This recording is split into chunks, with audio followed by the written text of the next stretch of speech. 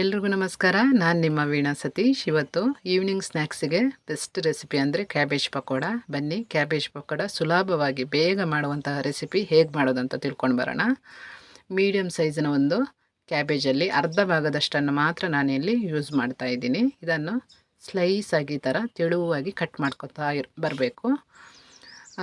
ಇದನ್ನು ಗ್ರೇಟರಿಂದ ಗ್ರೇಟ್ ಮಾಡೋದಕ್ಕಿಂತ ಅಂದರೆ ತುರಿಯೋದಕ್ಕಿಂತ ಈ ಥರ ಕಟ್ ಮಾಡಿಕೊಂಡ್ರೇ ಪಕೋಡಕ್ಕೆ ತುಂಬ ಚೆನ್ನಾಗಿರುತ್ತೆ. ನಾನು ಅರ್ಧ ಭಾಗದಷ್ಟನ್ನು ಚೆನ್ನಾಗಿ ಈ ಥರ ತೆಳುವಾಗಿ ಕಟ್ ಮಾಡಿಕೊಂಡು ಕ್ಲೀನ್ ಮಾಡಿ ಇಟ್ಕೊಂಡಿದ್ದೀನಿ. ಈಗ ಒಂದು ಪ್ಲೇಟಿಗೆ ಇದನ್ನು ಹಾಕೋಬೇಕು. ಇದಕ್ಕೆ ಮೊದಲಿಗೆ ಒಂದು ಮೀಡಿಯಮ್ ಸೈಜಿನ ಈರುಳ್ಳಿಯನ್ನು ಹಾಕ್ಕೊಂಡಿದ್ದೀನಿ. ಜಾಸ್ತಿ ಈರುಳ್ಳಿ ಹಾಕೋಬೇಡಿ.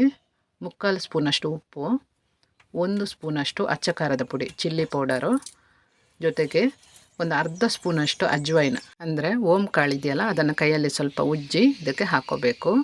ಒಂದು ಅರ್ಧ ಸ್ಪೂನಷ್ಟು ಜೀರಿಗೆಯನ್ನು ಹಾಕ್ಕೊಳ್ಳಿ. ಚೆನ್ನಾಗಿ ಇದನ್ನು ಮೊದಲಿಗೆ ಉಪ್ಪು ಖಾರ ಕ್ಯಾಬೇಜಿಗೆ ಹಿಡಿಬೇಕಲ್ವ, ಹಾಗಾಗಿ ಸ್ವಲ್ಪ ಮಿಕ್ಸ್ ಮಾಡಿ. ಹಸಿಮೆಣ್ಸಿನ್ಕಾಯಿ ಬೇಕಾದರೂ ಹಾಕೋಬೋದು. ನೋಡಿ, ನಾನಿಲ್ಲಿ ಕಡಲೆ ಹಿಟ್ಟನ್ನು ಯೂಸ್ ಮಾಡ್ತಾಯಿದ್ದೀನಿ. ಕಡಲೆ ಹಿಟ್ಟಲ್ಲೇ ಪಕೋಡ ಜಾಸ್ತಿಯಾಗಿ ಮಾಡ್ತೀವಿ ನಾವು. ನಾನು ಎಲ್ಲ ಹಿಟ್ಟನ್ನು ಒಮ್ಮೆಲೇ ಹಾಕ್ತಾಯಿಲ್ಲ, ಸ್ವಲ್ಪ ಸ್ವಲ್ಪನೇ ಹಾಕ್ತಾಯಿದ್ದೀನಿ. 1/4 ಕಪ್ಪಷ್ಟು ಅಕ್ಕಿ ಹಿಟ್ಟನ್ನು ಹಾಕ್ಕೊಂಡಿದ್ದೀನಿ. ಅಕ್ಕಿ ಹಿಟ್ಟು ಬದಲಿಗೆ ಕಾರ್ನ್ಫ್ಲೋರ್ ಬೇಕಾದರೂ ಹಾಕೋಬೋದು, ಅಥವಾ ಅಕ್ಕಿ ಹಿಟ್ಟು ಜೊತೆಗೇ ಒಂದು 2 ಸ್ಪೂನಷ್ಟು ಕಾರ್ನ್ಫ್ಲೋರು ಹಾಕೋಬೋದು, ಅಂದರೆ ಜೋಳದ ಹಿಟ್ಟನ್ನು ಹಾಕೋಬೋದು. ಈ ಥರ ಚೆನ್ನಾಗಿ ಮಿಕ್ಸ್ ಮಾಡಬೇಕು. ಕಡಲೆ ಹಿಟ್ಟಿನ ಹದ ನೋಡಿಕೊಂಡು ನೀವು ಹಾಕಬೇಕು. ನೋಡಿ, ಅರ್ಧ ಭಾಗದಷ್ಟು ಮೊದಲು ಹಾಕ್ಕೊಂಡಿದ್ದೀನಿ. ಇನ್ನೂ ಸ್ವಲ್ಪ ಅಂದರೆ 1/4 ಭಾಗದಷ್ಟು ಇನ್ನೂ ಸ್ವಲ್ಪ ಅದರಲ್ಲೇ ಹಾಕ್ಕೊಂಡಿದ್ದೀನಿ. ಅಂದರೆ ಒಟ್ಟಿಗೆ ನಿಮಗೆ 1 ಕಪ್ಪಷ್ಟು ಕಡಲೆ ಹಿಟ್ಟು ಬೇಕಾಗುತ್ತೆ ಇದಕ್ಕೆ. ನೋಡಿ, ಈ ಥರ ಚೆನ್ನಾಗಿ ಮಿಕ್ಸ್ ಮಾಡಬೇಕು. ಕ್ಯಾಬೇಜ್ ಜೊತೆ ಅದು ಚೆನ್ನಾಗಿ ಸೇರ್ಕೋಬೇಕು. ನಿಮಗೆ ಮಿಕ್ಸ್ ಮಾಡುವಾಗಲೇ ಗೊತ್ತಾಗುತ್ತೆ. ತುಂಬ ಡ್ರೈ ಆಗಿದ್ದರೆ ಒಂದು 2 ಸ್ಪೂನಷ್ಟು ನೀರು ಸ್ವಲ್ಪ ಈ ಥರ ಹಾಕ್ಕೊಂಡ್ರೆ ಸಾಕು, ಜಾಸ್ತಿ ಹಾಕೋಬೇಡಿ. ಕ್ಯಾಬೇಜ್ ಮತ್ತು ಈರುಳ್ಳಿ ನೀರಿನ ಅಂಶ ಇರೋದ್ರಿಂದ ಜಾಸ್ತಿ ಆದರೆ ನಿಮಗದು ಚೆನ್ನಾಗಿ ಬರಲ್ಲ ಪಕೋಡ. ಸ್ವಲ್ಪ 2 ಸ್ಪೂನಷ್ಟು ನೀರು ಹಾಕ್ಕೊಂಡು ಈ ಥರ ಮಿಕ್ಸ್ ಮಾಡ್ಕೊಳ್ಳಿ. ನೋಡಿ ಹಾಕ್ಕೊಳ್ಳಿ, ಬೇಡ ಅಂದರೆ ಹಾಕೋಬೇಡಿ. ಅದರಲ್ಲೇ ನೀರಿನ ಅಂಶ ಇದ್ದರೆ ಹಾಕ್ಕೊಳ್ಳೋ ಅವಶ್ಯಕತೆ ಇರೋದಿಲ್ಲ. ನೋಡಿ, ಈಗ ಇದಕ್ಕೆ ಕಂಪ್ಲೀಟಾಗಿ ನೋಡಿ 1 ಕಪ್ಪಷ್ಟು ಕಡಲೆ ಹಿಟ್ಟು ಹಿಡಿಯುತ್ತೆ. ನೋಡಿ, ನಾನು ಒಮ್ಮೆಲೇ ಹಾಕ್ಕೊಂಡಿಲ್ಲ, ನಿಮಗೆ ಅದು ಹದ ಗೊತ್ತಾಗಲ್ಲ, ಕೆಲವು ಸರಿ ಜಾಸ್ತಿ ಆಗುತ್ತೆ.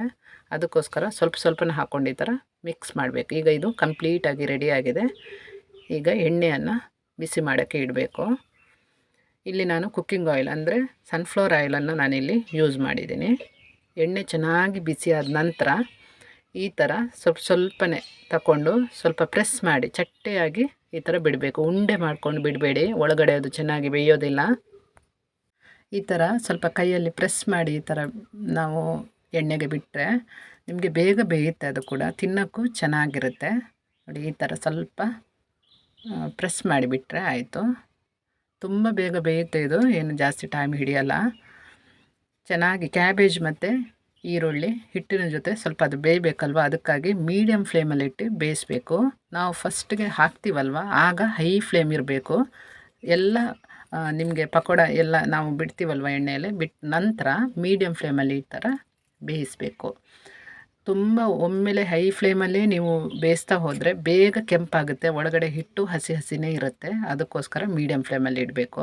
ನೋಡಿ, ಈಗ ಈ ಕಲರ್ ಬಂದ ನಂತರ ಒಂಥರ ಬ್ರೌನ್ ಕಲರ್ ಬರುತ್ತಲ್ವ, ಆಗ ತೆಗೆದ್ರೆ ಆಯಿತು. ಇದೀಗ ರೆಡಿಯಾಗಿದೆ.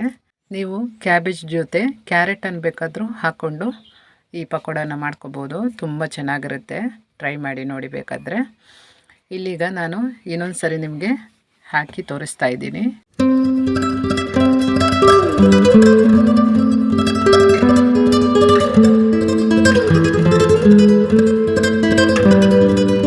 ಇಲ್ಲಿ ನೋಡಿ, ಸೂಪರಾದ ಕ್ಯಾಬೇಜ್ ಪಕೋಡ ರೆಡಿಯಾಗಿದೆ. ಈವ್ನಿಂಗ್ ಸ್ನ್ಯಾಕ್ಸಿಗೆ ಅಂದರೆ ಟೀ ಜೊತೆ ಬೆಸ್ಟ್ ರೆಸಿಪಿ ಅಂತ ಇದನ್ನು ಹೇಳ್ಬೋದು. ಕ್ಯಾಬೇಜಲ್ಲಿ ನಾವು ಬೇರೆ ಬೇರೆ ರೀತಿಯ ರೆಸಿಪಿಯನ್ನು ಮಾಡ್ಬೋದು. ಕ್ಯಾಬೇಜ್ ಮೋಮೋಸ್ ತುಂಬ ಚೆನ್ನಾಗಿರುತ್ತೆ. ನೆಕ್ಸ್ಟ್ ರೆಸಿಪಿಯಲ್ಲಿ ತೋರಿಸ್ತೀನಿ. ನೋಡಿ, ಇಲ್ಲಿ ಒಳಗಡೆ ಎಷ್ಟು ಚೆನ್ನಾಗಿ ಬಂದಿದೆ. ಪಕೋಡ ತುಂಬ ಚೆನ್ನಾಗಿ ಬಂದಿದೆ. ನೀವೊಮ್ಮೆ ಟ್ರೈ ಮಾಡಿ. ನನ್ನ ವೀಡಿಯೋಸ್ ಇಷ್ಟ ಆದರೆ ಸಬ್ಸ್ಕ್ರೈಬ್ ಮಾಡಿ, ಶೇರ್ ಮಾಡಿ, ಲೈಕ್ ಮಾಡಿ. ಸಿಗೋಣ ಇನ್ನೊಂದು ವೀಡಿಯೋದಲ್ಲಿ. ನಮಸ್ಕಾರ.